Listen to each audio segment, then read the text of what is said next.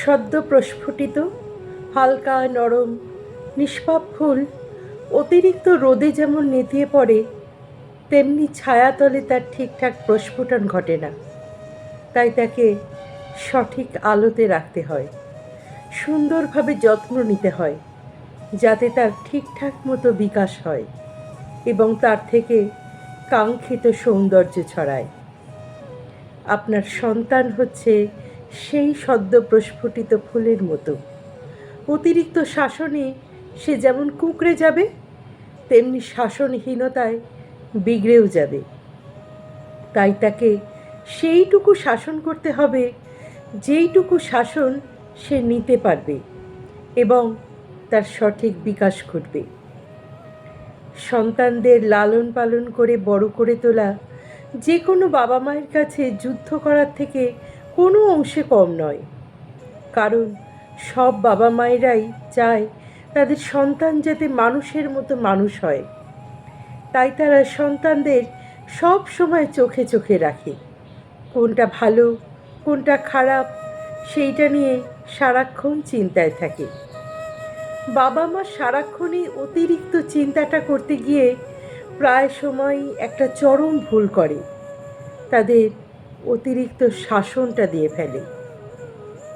আর এই শাসনই একটা সময় কাল হয়ে দাঁড়ায়, সন্তানকে আস্তে আস্তে দূরে সরিয়ে দেয় বাবা মায়ের কাছ থেকে। বেশ দূরত্ব সৃষ্টি হয় এই মধুর সম্পর্কের মধ্যে, যার জন্য সন্তানরা নিজেকে ঠিক মতো তুলে ধরতে পারে না তাদের কাছে। সবসময় তারা দুশ্চিন্তায় ভোগে, কখন না তার কাজের জন্যে তাকে বকাঝকা শুনতে হয়।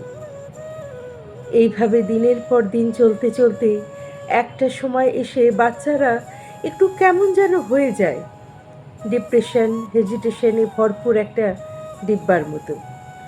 নিজের কোনো সমস্যার কথা বলতে পারে না আর সহ্যও করতে পারে না। আর এই কারণেই হয়তো আমাদের দেশে ঝরে পড়ার হারটা দিন দিন বাড়ছে দুষ্টু সমাজের সদস্য সংখ্যা। তাই বলছি, আপনার সন্তানকে অতিরিক্ত শাসন করা থেকে বিরত থাকুন। প্রয়োজনে তাকে একবারের জায়গায় 10 বার বোঝান, তার সাথে বন্ধুত্বপূর্ণ আচরণ করুন। কারণ আপনাদের থেকে আপন আর কেউ নেই তার জীবনে। মনে রাখবেন, যুগটা পাল্টেছে, তার সাথে পাল্টেছে আজকাল যুগের ছেলে মেয়েরাও। আপনাকে সেটা বুঝতে হবে। যৌবনের রাগটা একটু বেশি, যেটা আপনিও পার করে এসেছেন, তাই আপনি এসব ভালো করেই বোঝেন। আপনার ছেলে বা মেয়ে যখন রেগে যায়, তখন আপনি রেগে না গিয়ে তাকে বোঝার চেষ্টা করুন এবং সেই সাথে বোঝানোর ভরসা দিন। দেখবেন অল্পতেই রাগ থেমে যাবে। বলছি না যে শাসন করবেন না, শাসন অবশ্যই দরকার আছে, তবে সেটা পরিমিত এবং অতিরিক্ত নয়। দেখবেন জীবনটা আরো সহজ এবং সুন্দর হবে।